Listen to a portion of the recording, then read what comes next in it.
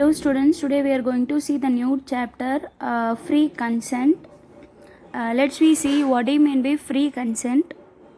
So free consent means as per Indian Contract Act section 13, two or more persons are said to consent when they agree upon the same thing in the same sense. A contract without free consent is completely voidable. Okay, அதாவது free consent அப்படின்னா என்னென்னா சம்மதிக்கிறது, எந்த ஒரு கம்பல்ஷனும் இல்லாமல் ஒரு ஆஃபரை acceptor அவங்களே விருப்பப்பட்டு ஏற்றுக்கிறது, சம்மதிக்கிறது. ஓகே, கரெக்டாக புரிஞ்சுக்கிட்டு அப்போ தான் அந்த கான்ட்ராக்ட்டுங்கிறது கண்டிப்பாக ஒரு வேலிட் கான்ட்ராக்டாக இருக்கும். ஒருத்தவங்களை கம்பல் பண்ணி ஒரு விஷயத்தை கான்ட்ராக்ட் போடுறதோ இல்லை அக்ரிமெண்ட் வாங்குறதோ இல்லை தப்பாவோ இல்லை பொய் சொல்லியோ ஏதோ ஒரு விஷயத்த மறைச்சோ அவங்கக்கிட்ட சம்மதம் வாங்கணும், கன்சென்ட் வாங்கணும் அப்படின்னா it's not a free consent.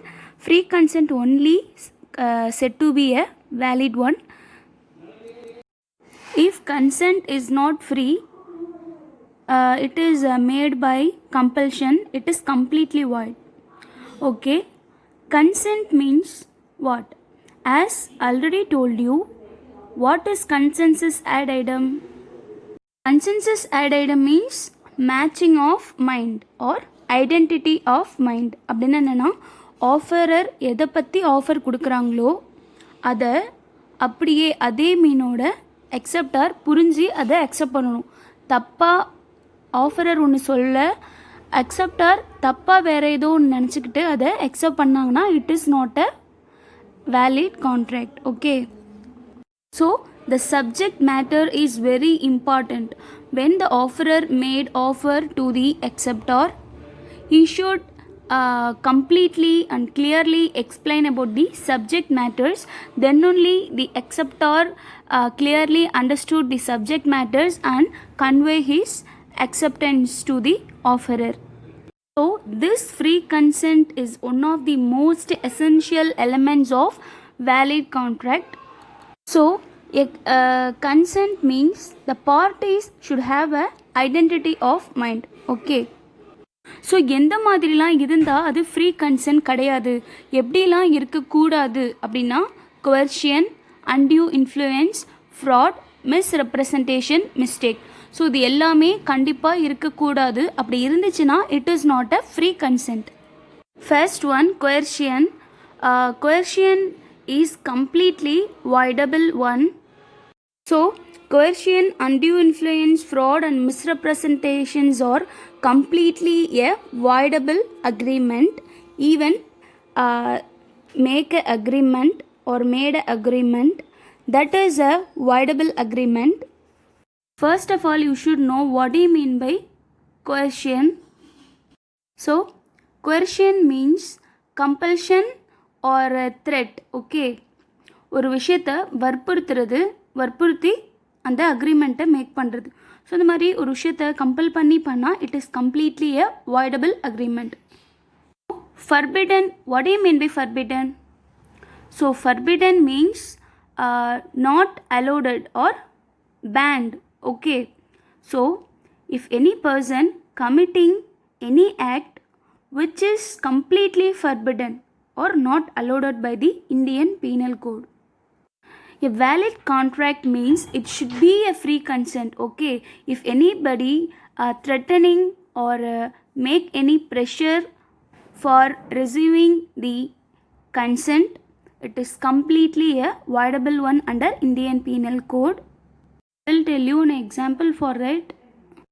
X என்ன பண்ணுறாங்க, எக்ஸ் ஒய் ரெண்டு பேர் இருக்காங்க. எக்ஸ் என்ன பண்ணுறாங்கன்னா ஒய்யை வந்து பீட் பண்ணுறாங்க. ஓகே, ஃபைட் பண்ணி அடித்து என்ன பண்ணுறாங்க, ஒய்யை கம்பல் பண்ண வைக்கிறாங்க. எதுக்கு ஒய்யை கம்பல் பண்ண வைக்கிறாங்கன்னா அவங்களோட காரை 50,000க்கு எனக்கு நீ செல் பண்ணணும் அப்படின்னு சொல்லிட்டு ரொம்ப கம்பல் பண்ணி பீட் பண்ணுறாங்க. ஸோ இங்கே ஒய் வந்து அவங்க ஃப்ரீ கன்சென்ட் கொடுக்கல, அவங்களே நான் 50,000க்கு என்னோடய காரை கொடுக்குறேன் அப்படின்னு சொல்லவே இல்லை. எக்ஸ் என்ன பண்ணியிருக்காங்க, ஒய்யை ரொம்ப கம்பல் பண்ணி அவங்கள பீட் பண்ணி அவங்கள ஒத்துக்க வச்சுருக்காங்க அண்டர் coercion. ஸோ ஒருத்தவங்களை அடிக்கிறது அப்படிங்கிறது எவ்வளோ அஃபென்சிவான ஒன் அப்படிங்கிறது தெரியும், எவ்வளோ இல்லீகலான ஒரு விஷயம் அப்படிங்கிறது எல்லாருக்குமே தெரியும். So this agreement is completely voidable one. So this is the picture for coercion. consequences of coercion is completely avoidable. Consequencesனால் coercionோட விளைவுகள் என்னவா இருக்கும்னா கம்ப்ளீட்லி அது ஒருத்தவங்களை த்ரெட் பண்ணி ஒரு விஷயத்தை நம்ம கம்பல் பண்ணி வாங்குறோன்னா அது கண்டிப்பாக ஒரு illegal. It is not acceptable by the Indian Penal Code. So restitution means it is a monetary payment as a penalty for restoration of loss. அதாவது ஒரு கொயர்ஷன் பண்ணி ஏதோ ஒரு விஷயத்தை கம்பல் பண்ணி வாங்கியிருக்காங்க அப்படின்னா கண்டிப்பாக அது என்ன பண்ணி ஆகணும், அது வந்து ஒரு இல்லீகலான ஒரு விஷயம். அப்போ தெரிஞ்சதுக்கப்புறம் அதை கேஸ் போட்டு நம்ம என்ன பண்ணலாம், அதை திரும்பி நம்ம ரீஸ்டோர் பண்ணிக்கலாம், ரிட்டர்ன் பண்ணிக்கலாம். அப்படி இல்லைன்னா அதனால் என்ன லாஸ் வந்துச்சோ அதை கொயர்ஷன் பண்ணவங்க கிட்டேருந்து நம்ம என்ன பண்ணலாம், அதுக்கான பேமெண்ட்டையும் வாங்கிக்கலாம். ஒரு பெனால்ட்டியாக போட்டு அது எவ்வளோ லாஸ் ஆச்சோ அதை வந்து நம்ம வாங்கிக்கலாம். That is called restitution or reinstallation or restoration. Restoration means ஒரு பொருளை வந்து வாங்கிட்டாங்க, காரை எடுத்துக்கோங்களேன், காரை கம்பல் பண்ணி வாங்கிட்டாங்கன்னா அந்த காரை திரும்பியும் இல்லீகல்னு கோர்ட்டில் ஷூ பண்ணி கேஸ் போட்டு அந்த காரை திரும்பியும் யார்கிட்டேருந்து வாங்கினாங்களோ அவங்கக்கிட்டே வந்து கோர்ட் வந்து கொடுக்க ஆர்டர் போடும். Okay, that is called restoration or reinstallation. Next one, threat to commit suicide. So is it coercion or not? Yeah, it is a completely a coercion one. ஏன்னா ஒருத்தவங்கள த்ரெட் பண்ணி அவங்கள ப்ரெஷர் கொடுத்து suicide பண்ண வைக்கிறது அப்படிங்கிறது it is completely a coercion. So it is forbidden by Indian Penal Code. Forbidden means not acceptable. Okay. So what is the effect of coercion under section 19? So கொயர்ஷனோட effect என்னன்னா முன்னாடியே சொன்ன மாதிரி it is completely a voidable one. நம்ம என்ன பண்ணலாம், burden of proving அப்படின்னா நம்ம வந்து அதுக்கான ப்ரூஃபை ப்ராப்பராக நம்ம கோர்ட்டில் சப்மிட் பண்ணோம் அப்படின்னா நம்ம வந்து யார் கொயர்ஷன் பண்ணி ஒத்துக்க வச்சாங்களோ அவங்களுக்கு நம்ம ஒரு கரெக்டான ஒரு பனிஷ்மெண்ட்டை வந்து நம்ம வாங்கி கொடுக்கலாம். நம்மளோட சப்ஜெக்ட் மேட்டர் என்னவோ அதையும் வந்து நம்ம ரீஸ்டோரேஷன் பண்ணிக்கலாம், இல்லை அதுக்கான லாஸை வந்து கிளைம் பண்ணி வாங்கிக்கலாம். Next one, undue influence. So this is also one of the voidable agreement. If any person receive consent by undue influence, it is completely a voidable one. So undue influence means dominating. Okay, consent is received by offerer by dominating others. Okay, by dominating others he obtained a unfair advantage over the other person. We can say that undue influence means it is the unfair use of one's superior power. Okay, by using his superior power that person obtained the consent of a person who is in a weaker position. Okay, see, superior and weaker position, high level, low level.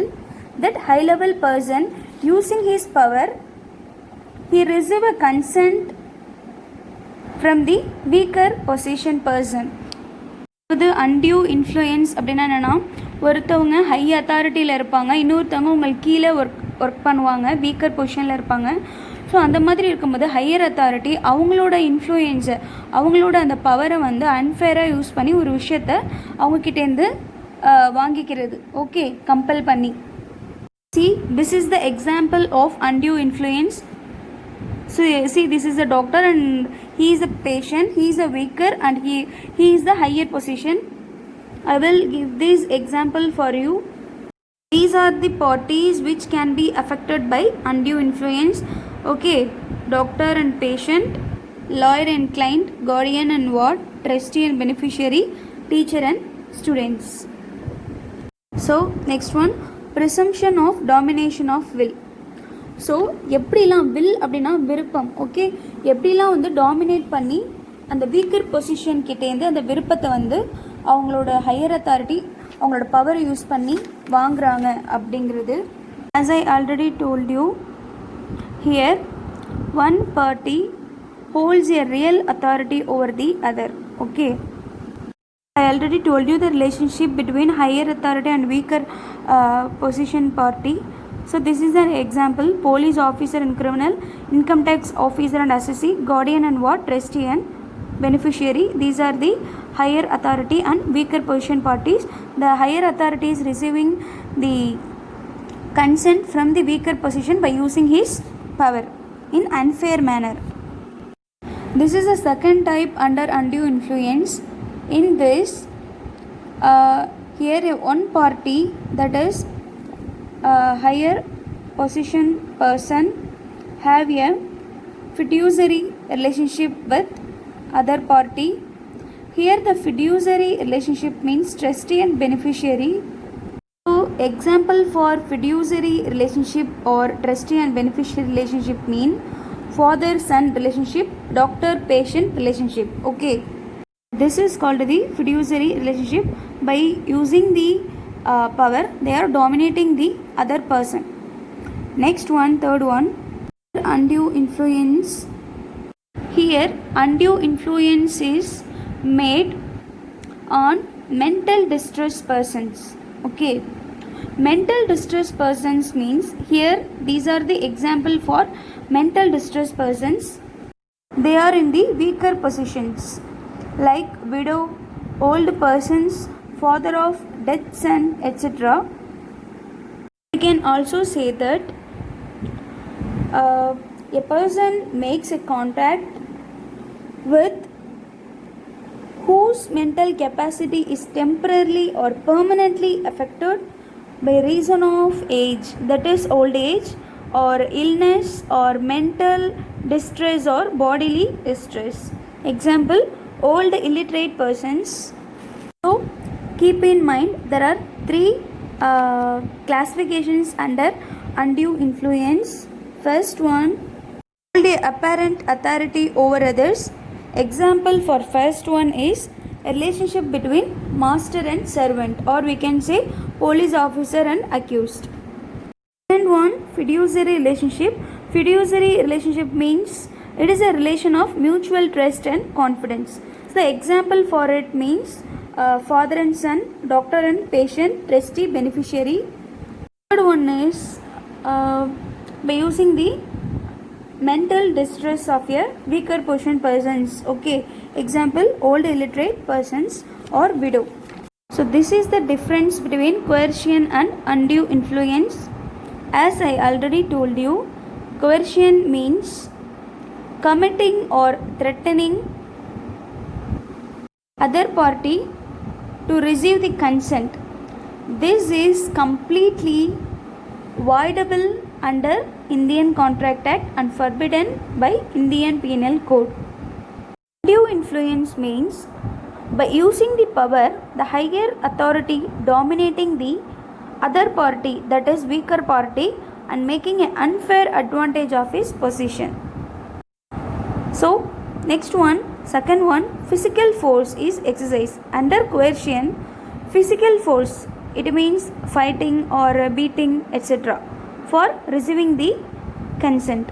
Okay, next one, second one under undue influence means that is a moral force is used to receiving the consent from the weaker position. Here moral force is by using his power, he made an unfair use to the weaker position for receiving the consent. So third one under question is the relationship between the promiser and the promisee is not necessary, in which in the coercion the parties need not have any relationship between themselves. Okay, like father son or a mutual trust or any master servant relationship. There is no any relationship is necessary in the coercion. If you see the undue influence, the parties to the contract must have a fiduciary relationship like police and accused, doctor and patient. Okay, by which one of them, that is higher person, becomes in a position and that higher position authority dominate and receive the will of the other, okay, that person is in the weaker position. That's why the higher authority receive the weaker position's consent by using his position. So, coercion is an act which is completely punishable under the Indian Penal Code, but undue influence is not punishable under it, okay. Another important thing under coercion is, in the coercion, a parties can be employed by any person, even by a stranger to the contract. But in undue influence, fiduciary relationship is there while making the contract. So these are the difference between coercion and undue influence. So this is the part 1 video. In the second part video, I will explain about the fraud, misrepresentation and mistakes. Okay students, if you have any doubts, please ask me. Thank you.